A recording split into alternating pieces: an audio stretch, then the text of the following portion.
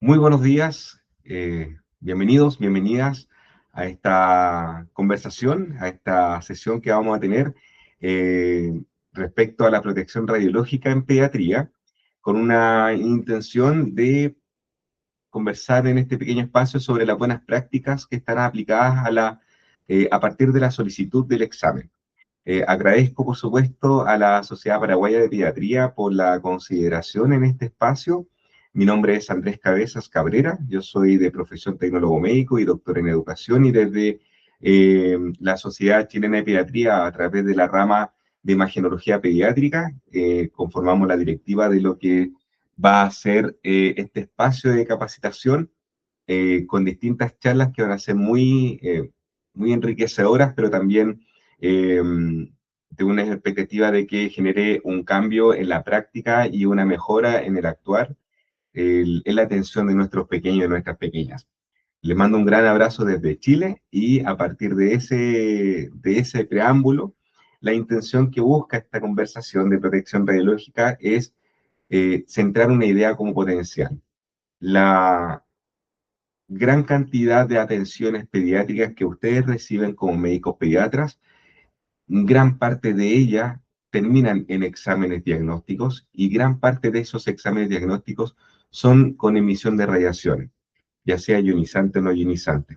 Por lo tanto, hoy día es conversar respecto a eso, ver de qué manera podemos generar una mejora dentro de la optimización del ejercicio de la toma de decisiones para el examen, y desde esa perspectiva también ayudar a nuestros pequeños y a nuestras pequeñas sobre la real utilidad y la real justificación del uso del examen mediante la exposición a radiación. Y es por eso que los objetivos que tiene planteada esta conversación y esta actividad, primero es comprender y justificar esta optimización desde la perspectiva de la protección radiológica en la toma de decisiones de exámenes, cuándo corresponde tomar una radiografía, cuándo corresponde tomar una tomografía computada, una resonancia magnética, una ecografía o cualquier otro método de diagnóstico de implicación de uso de radiaciones. Vamos a conversar sobre un esquema que quiero sugerirles dentro de la práctica, si es que eventualmente no la tienen, sobre las 5 preguntas que se debe hacer el clínico antes de solicitar un examen imagenológico para abordar una pertinencia mucho mayor, perdón, y que sea de una calidad diagnóstica pertinente. Y por supuesto, sin menoscabar el rol de clínico que ustedes tienen, es ensalzar la interdisciplina. La interdisciplina también conlleva desde la perspectiva de la barrera de seguridad y la mejora continua en la toma de decisiones respecto a la realización de exámenes médicos. Y desde ese sentido, para empezar a conversar un poquitito sobre la toma de examen como tal, no tenemos que ir a una estructura metodológica, que esa metodología va a ser de carácter virtual, por supuesto, con una clase más bien expositiva, pero con la intención de que se sitúe dentro de esta escucha una reflexión sobre el actuar que estamos realizando en nuestro día a día con la atención de los pacientes pediátricos, y de esa perspectiva cómo generar una mejora inmediata. Y por supuesto la idea es que en algún momento puedan contar con un espacio evaluativo. Más allá de la aprobación del curso, tiene que ver con que se tome conciencia sobre los elementos que pueden ser beneficiosos para su actuar. Dicho esto, no podemos conversar de nada de protección radiológica sino situarlo desde una perspectiva conceptual, entendiendo de que ustedes como médicos pediatras no necesariamente deben conocer esta información, pero también contando con la responsabilidad de que trabajan a través del examen médico, y por lo tanto trabajan indirectamente con el uso de la radiación ionizante. Quiero partir de algo un poquito más paraguas que tiene que ver con el uso de la radiación. La radiación en términos físicos, no voy a entrar a fórmula ni nada por el estilo porque no va al caso y tampoco el tiempo no acompaña. La radiación es una propagación de energía de un medio a otro.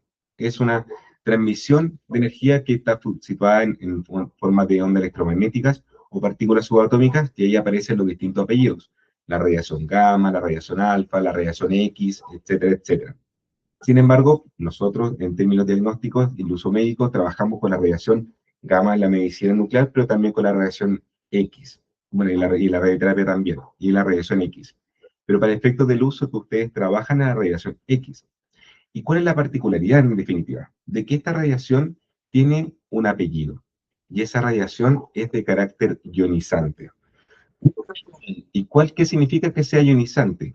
De que no solamente la frecuencia, la longitud de onda y la energía que tiene que, como componente de fórmula física que está detrás de esto, sino que su capacidad, su energía total, es suficiente para que en el lugar donde interactúe logre arrancar un electrón del átomo. Esto en términos físicos se conoce como ionización. Sin embargo, para efectos de el cuerpo humano, para la interacción con el cuerpo humano, este arranque de electrones, esta fuerza suficiente, esta energía suficiente de arrancar un electrón, ¿en qué sitúa o de qué afecta el cuerpo humano? A que eventualmente pueda alterar una estructura química de las células. Y cuando hablamos de estructuras químicas de las células, por supuesto que tenemos que llegar al nivel más micro, que es el ácido desoxirribonucleico, a nuestro ADN. Entonces, desde esa perspectiva, la interacción de radiación ionizante cuenta con una energía suficiente para eventualmente alterar la estructura química del ADN. Y en ese sentido es que cuando trabajamos nosotros con irradiar a nuestros pacientes, es que nosotros tenemos un pilar de protección radiológica para que al asumir que sí o sí se tiene que ionizar, se tiene que irradiar a ese paciente pediátrico, lo tenemos que hacer bajo esquemas súper rigurosos y consentidos de que el uso de radiación que yo voy a estar utilizando es beneficioso para su salud a pesar del riesgo que conlleve. Bien, entonces, ¿qué ocurre de esta radiación ionizante en el cuerpo humano? Puede generar tres efectos celulares particulares. El primero es que no genera absolutamente nada, sea una dosis de radiación tan baja o inclusive que genere una especie de estímulo como tal, que no lleve a una alteración de la célula y por lo tanto su ciclo celular, por senescencia, finaliza de manera natural. Hay otro proceso en la cual la radiación ionizante interactúa con la célula humana, esta genera alteración, pero la célula logra detectar como el sistema de alerta interna que tiene y lleva el proceso de la célula a una apoptosis. Por tanto, la célula muere de manera natural sin hacer efecto secundario en el cuerpo humano. Y hay una tercera opción donde la interacción de la radiación con la célula genera una alteración de la estructura, pero esta no responde con la apoptosis, perdón, sino que conlleva a la mutación. Y es este último en la que genera eventualmente problemáticas de. Esa última en la que nosotros tenemos que cuidar el uso de la radiación ionizante. Y es por eso que la conversación de ahora es para situar que no todo se tiene que irradiar, ni todo, a pesar de tener muy lindas imágenes, no todo se toma con tomografía computada. Tiene que ser a través de la justificación clínicamente ameritable para tomar el examen que corresponda y, por supuesto, y considerando la realidad de lo que ocurre, por ejemplo, en la neonatología, la cantidad de veces que se toma un examen para evaluar una evolución de un paciente determinado. ¿Por qué?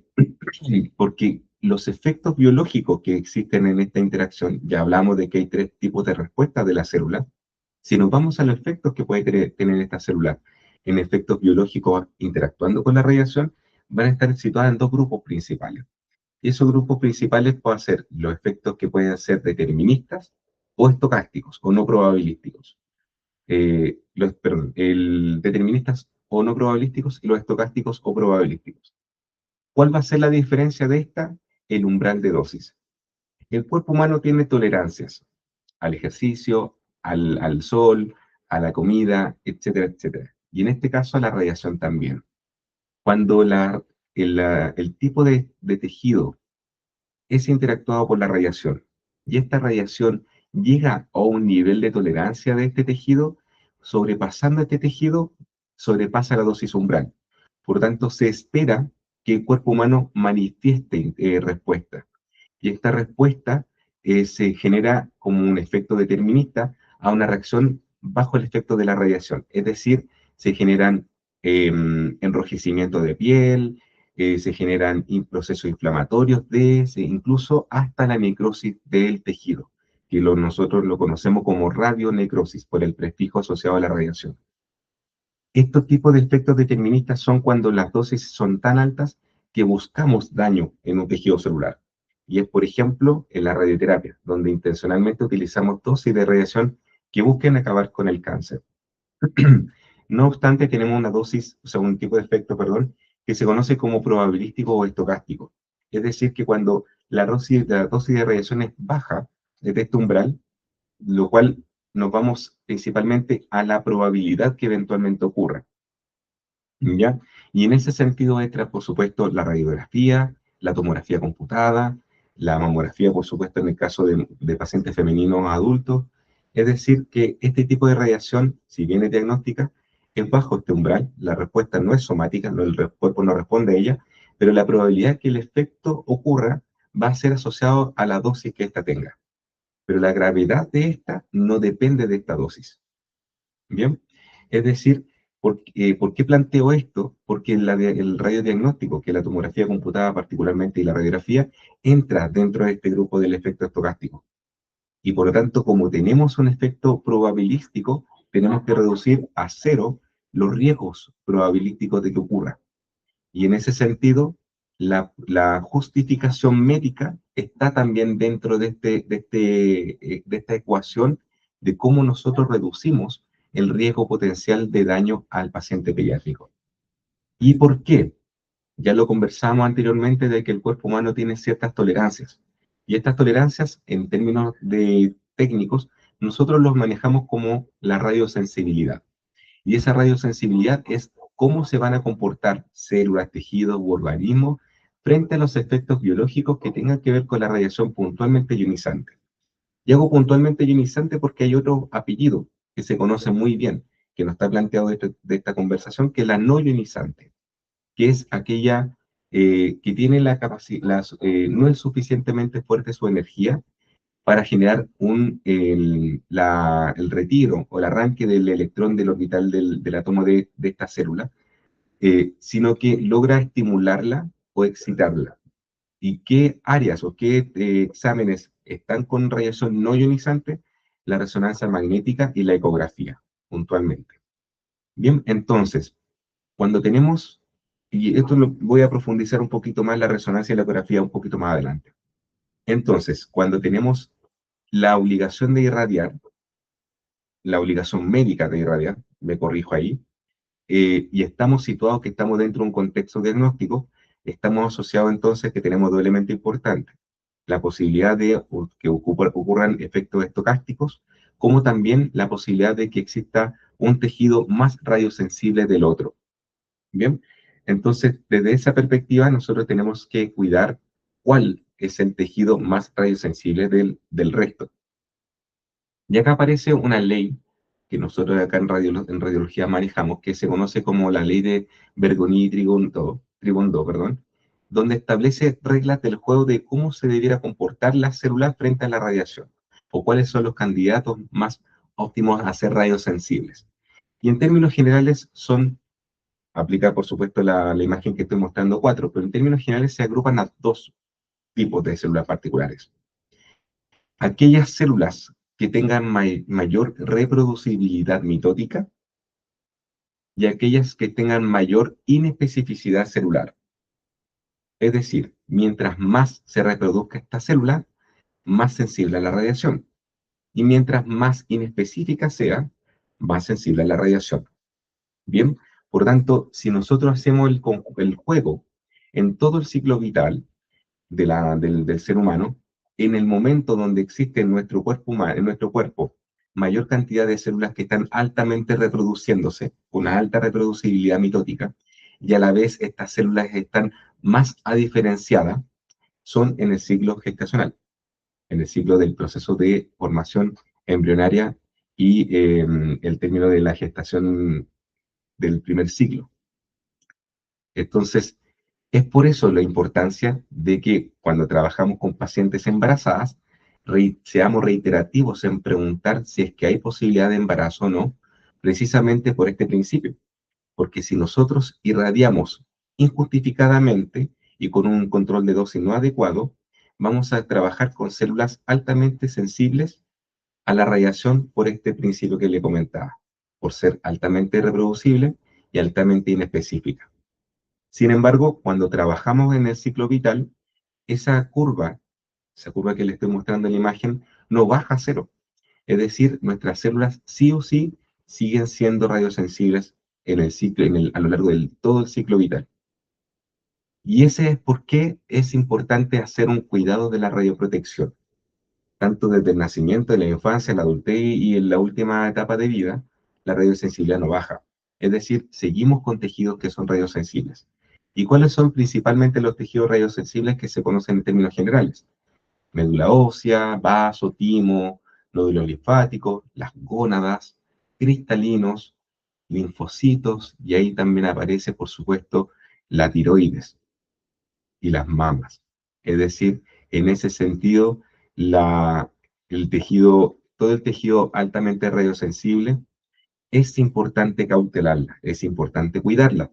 Por tanto, cuando tengamos que exponer a un control de pelvis a un paciente de 3 meses por screening de displasia, tenemos que ser conscientes, no solamente el clínico, que justificadamente solicita el examen, sino que también el operador es importante que tenga esa conciencia, porque no solamente va a estar irradiando la pelvis, sino que va a estar irradiando un sector anatómico, un segmento anatómico, en el cual contiene un tejido con alta radiosensibilidad. Bien, y así afecta también, por supuesto, tiroides, mamas, cristalino para las radiografías de cráneo, y ni hablar, por supuesto, del escáner de cerebro. Es decir, es importante tener esto de base conceptual para que cuando vayamos a solicitar un examen médico, sea con esto consciente.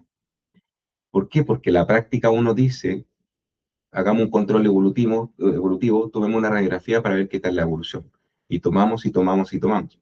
Yo he sido testigo inclusive en mi práctica hospitalaria, en la cual a un paciente he tenido que tomarle hasta 8 o 9 radiografías en un solo turno.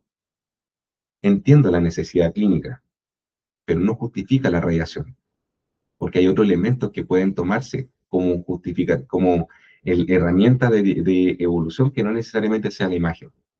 Bien, ahora, ¿por qué estoy situando esto?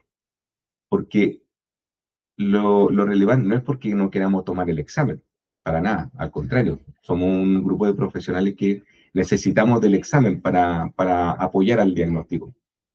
El tema es que no se puede tomar a todos, ni se puede tomar siempre, porque trabajamos con radiación ionizante.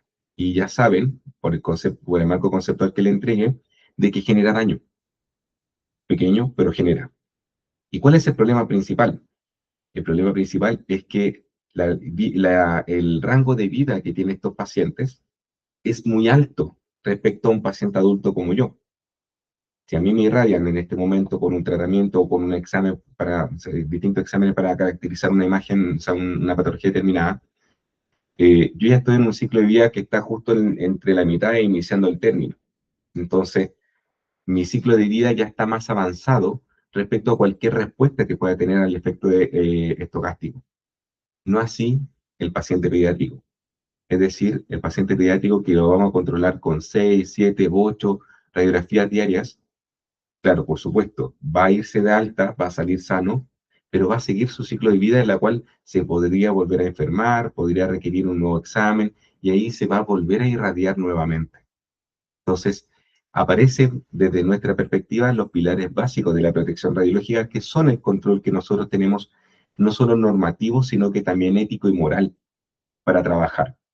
Y ahí por el sentido de por qué yo involucraba la interdisciplina dentro de esta conversación. Porque a medida que los clínicos van pidiendo exámenes, que son todos muy debidamente solicitados, no siempre son debidamente justificados. Están bien solicitados, pero no debidamente justificados a veces. Entonces, ahí entramos los médicos radiólogos, los tecnólogos o técnicos en radiología, en decir, calma, porque estamos irradiando de sobremanera o innecesariamente este paciente. Es decir, la invitación, por supuesto, como médicos pediatras, es que puedan contar con no solamente pares de otras disciplinas, sino que también con la apreciación técnica de las personas que están formadas en radiación para que le pueda orientar sobre un debido uso del examen.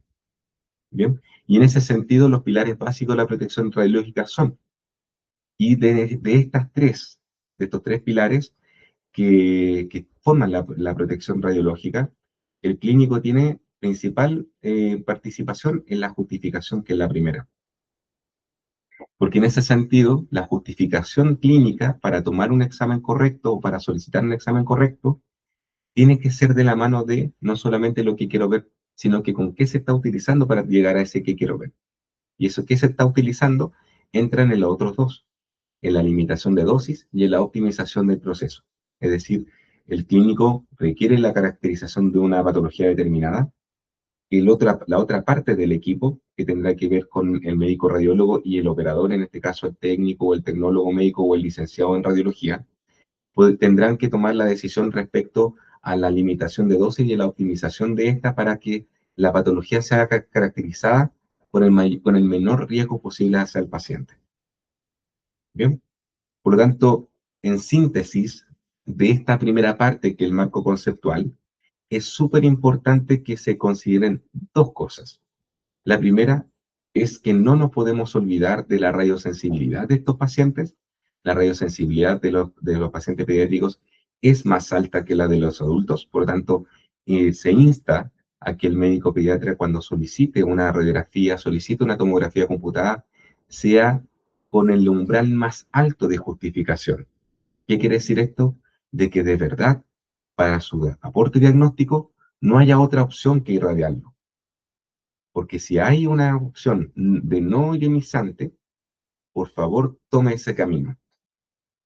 Es decir, si hay una opción de llevarlo a la resonancia o a la ecografía, que la ecografía es puntualmente la que puede, la de la primera banda de lucha del diagnóstico pediátrico, por favor, considérela.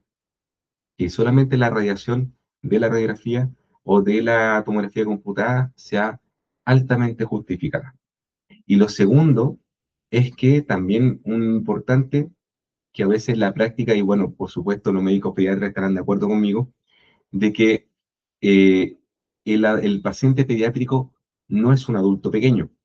Y al no ser un adulto pequeño, por supuesto que los enfoques diagnósticos y la invitación a que las solicitudes de exámenes se hagan, tienen que ser con este enfoque que yo lo considero como el child size, que tiene que ser ajustado a lo que el cuerpo de ese paciente requiera, y no necesariamente a un enfoque pediátrico como tal, porque ustedes bien conocen las diferencias de los tamaños y las formas y las distribuciones corporales que tiene el paciente desde su nacimiento hasta su adultez. Por lo tanto, es ideal que el paciente, el médico que solicita el examen, tenga no solamente una alta justificación del examen, es decir, que quitemos esas malas prácticas de que lo solicito porque yo soy el médico. Eso es una mala práctica. La buena práctica es porque yo lo solicito y entiendo que este mecanismo de examen va a ayudarme al diagnóstico que yo estoy buscando hacer. La práctica ese de que yo lo pido porque yo soy el médico y yo sé, en teoría lo sé, deja más en evidencia el que menos sabe de la situación. Por tanto, la buena práctica dentro de esta, y para situar la primera parte, es que lo haga bajo un fundamento técnico especializado correcto. Y si lo hace bajo este marco técnico especializado correcto, entenderá que la justificación amerita y entenderá que se tiene que paquetizar esta solicitud con un enfoque a partir del tamaño que tiene este paciente pediátrico. Como segunda instancia es el cuándo, el cómo y el por qué. De ahí aparece la primera pregunta que por lo general se hacen entre médicos. Oye, ¿qué le puedo pedir si tengo tal condición de mi paciente? ¿Le pido una reso? ¿Le pido un escáner? ¿Le pido un rayo? ¿Qué le puedo pedir a partir de esta cosa que me está ocurriendo con este paciente que no estoy muy claro? No todo sirve para todo y no todo tiene que hacerse con todos los exámenes. Hay orientaciones en la cual podemos sacarle buen provecho a una modalidad respecto a otra. Entonces, en ese aspecto, por ejemplo, la radiografía va a ser súper buena para evaluaciones iniciales que sean rápidas, primero por su alcance, es decir, la radiografía está en todos los servicios, y lo segundo por su costo. y también, obviamente, por el acceso al informe, que es de los médicos radiólogos, que está en todos lados disponible para informar. Entonces, las evaluaciones rápidas, que sean en trauma óseo, en patología torácica, en instalación de dispositivos de tubo en paciente crítico, eh, o cuando se evalúan estos signos clásicos que son muy pertinentes de, por ejemplo, rasgos de fractura, rasgos de neumotórax, rasgos de neumoperitoneo, es decir, hay rasgos que son clínicos, obstrucciones intestinales y así, que son muy características de la radiografía, y que no hay otra opción que tomar la E con esa, porque con esa sabemos inmediatamente cómo operar después de cómo avanzar en el término del tratamiento clínico a partir de esta imagen.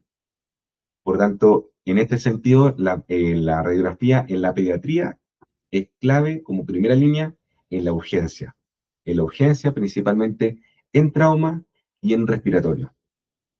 También hay un punto como punto coma en patología digestiva, pero hasta por ahí nomás, porque no toda la patología digestiva se puede visualizar bien con la radiografía. La tomografía computada, por supuesto, mejora su sensibilidad, mejora su especificidad, por supuesto que la resolución espacial es lejos lo que mejor tiene la tomografía computada respecto a la radiografía. Sin embargo, la dosis en la que nos juegan contra.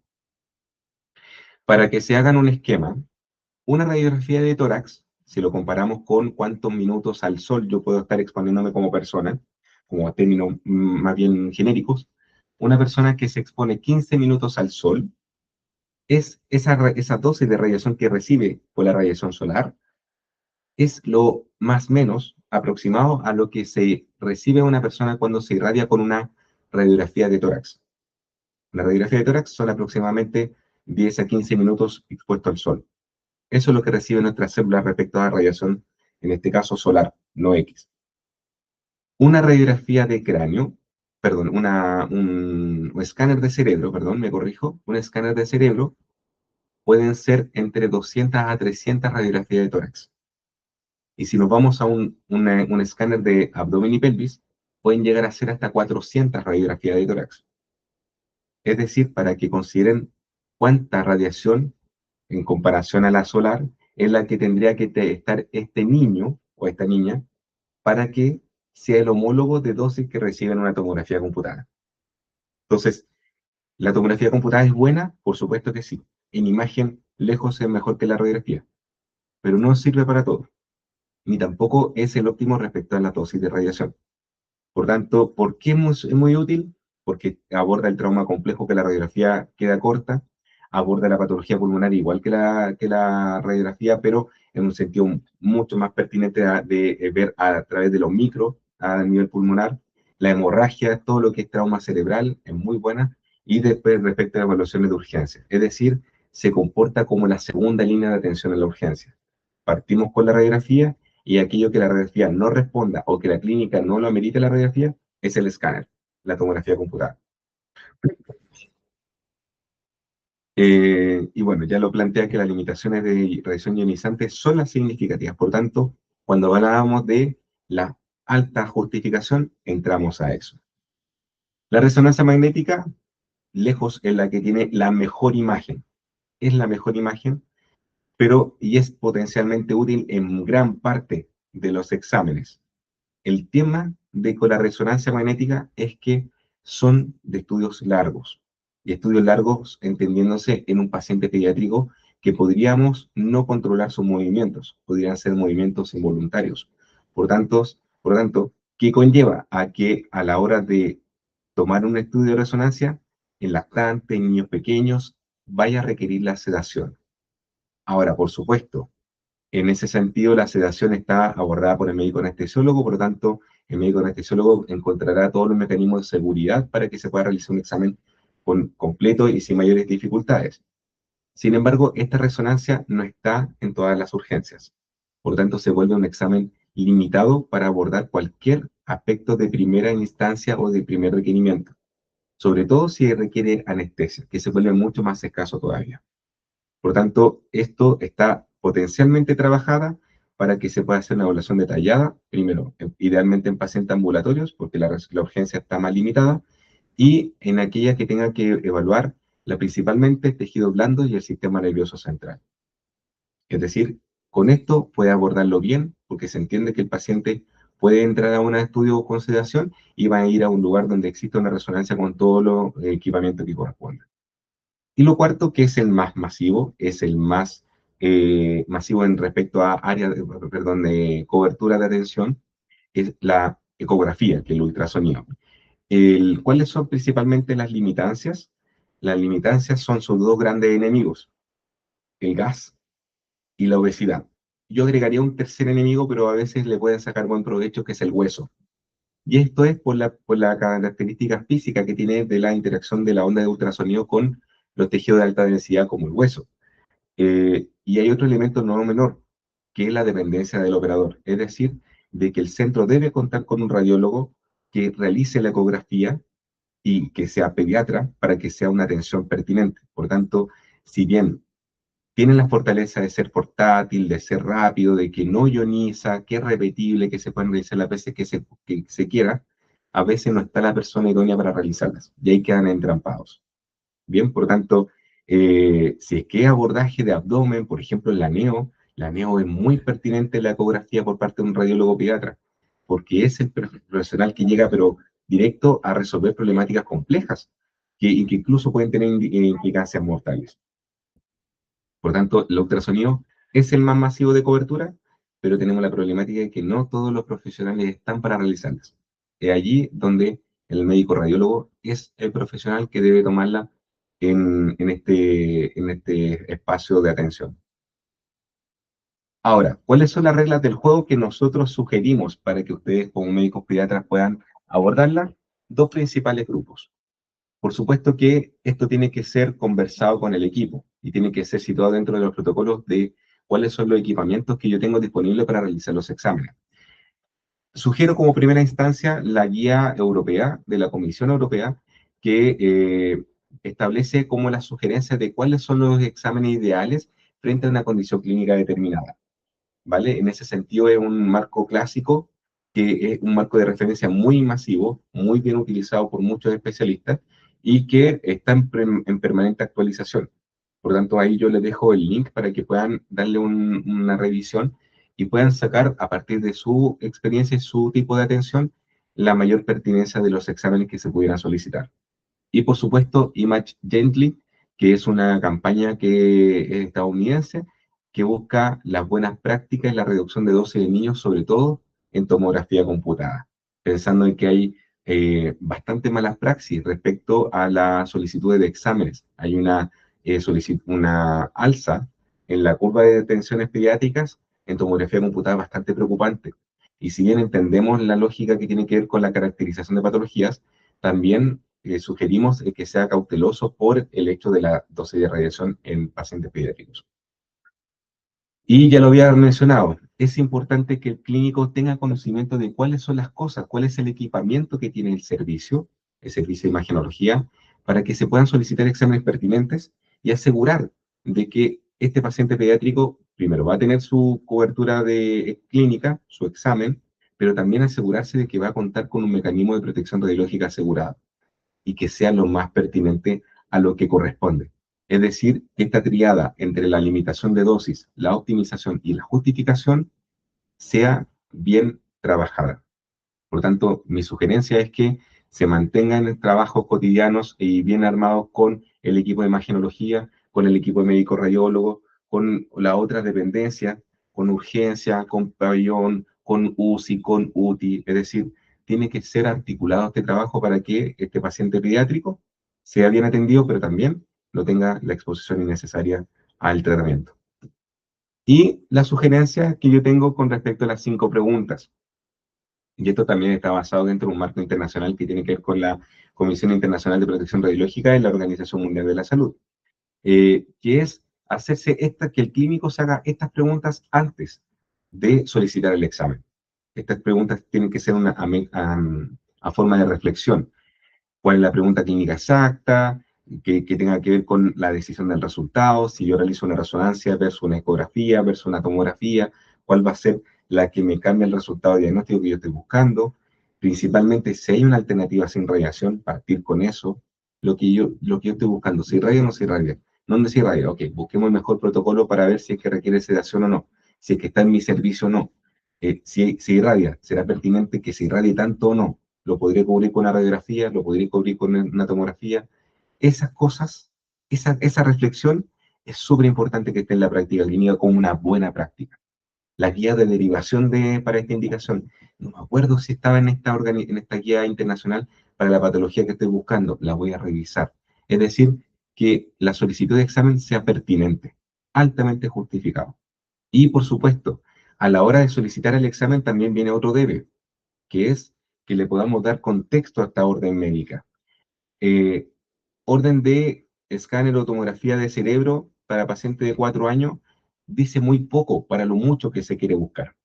Por lo tanto, información diagnóstica, si es que requiere algún protocolo en particular, si es que hay que tener alguna consideración en particular. O sea, todos los detallitos que están detrás de la receta de cocina que ustedes quieren plantear son súper bien recibidos en el servicio de imagenología porque así nosotros customizamos el examen a lo que se requiere caracterizar en este diagnóstico, procurando, por supuesto, la protección radiológica. Es decir, yo puedo, como profesional de la salud, adecuar los mecanismos de radiación para que ese examen sea idóneo a lo que usted necesita. Pero para eso necesito la información que me la entregue. Bien, lo mismo los radiólogos. Los radiólogos, para que puedan informar debidamente ese protocolo, necesitan la información de ese clínico. Necesitan tener ese antecedente para que sea pertinente el estudio. Y, por supuesto, el, la comunicación con esa familia para la hora de irradiar es súper importante porque desde esa perspectiva también situamos el que el familiar entienda y se eduque sobre el que se vaya a anestesiar eventualmente en una resonancia, el que se vaya a inmovilizar, por ejemplo, en una tomografía computada, el que se vaya a desvestir o vestir en una radiografía. Es decir, todos estos elementos que forman parte de la toma de examen tienen que ser bien educados con la familia. Por tanto, será muy buena práctica si es que el clínico le dice, mire, para este examen, para este paciente de este caso, tenemos que sí o sí tomar una resonancia, pero esta resonancia tiene tales cosas que vamos a levantar que van a servirnos a nosotros para el diagnóstico, pero va a requerir, por ejemplo, de que se tenga que sedar, que un procedimiento seguro, que lo realice un médico anestesiólogo, que el servicio que nosotros tenemos cuenta con este elemento, cuenta con este servicio, por lo tanto, podemos realizarlo de manera segura, es decir, entregar tranquilidad a esta familia que está detrás de este paciente pediátrico. Entonces, como mensajes claves de esta actividad y de esta conversación, que invito, por supuesto, a la reflexión y a la mejora de las prácticas que ustedes tienen en sus lugares de trabajo. Primero, toda exposición a la radiación altamente y estrictamente justificada. No irradiar porque sí. Generamos daño al irradiar porque sí. Esa mala práctica, insisto, la mala práctica de que yo soy el médico, por lo tanto yo pido lo que yo necesito, no aplica a los grupos de trabajo y no aplica al trabajo interdisciplinar. Necesitamos escuchar las expertices de las otras profesiones, sobre todo al único profesional formado en radiación ionizante, que es el licenciado o el tecnólogo o el técnico en radiología. El médico radiólogo trabaja con el producto que tiene este profesional y genera el diagnóstico a través de. Por tanto, si tenemos que hablar de radiación como tal, de dosis de radiación, tenemos que mirar a la otra profesión que está al lado, atento y a la espera de que sea un aporte al equipo diagnóstico de salud. Sugerencia, por supuesto, que sea dentro de un enfoque y optimizado, un enfoque que nosotros lo llamamos como el child size, que es ajuste al tamaño del niño, que se sugiere la aplicación de las 5 preguntas y, por supuesto, si tenemos estas buenas prácticas, tenemos conciencia del efecto de la radiación, aplicamos esta adecuación al tamaño del niño, aplicamos las 5 preguntas, por supuesto que lo que vamos a tener como producto va a ser una pertinencia diagnóstica, una reducción de dosis, reducción de errores de protocolo y, por supuesto, reducción de errores diagnósticos. Y todo eso va a una atención segura, fortalecida del paciente y de su entorno mediante este trabajo que es de mejora continua, pero por supuesto, de trabajo interprofesional.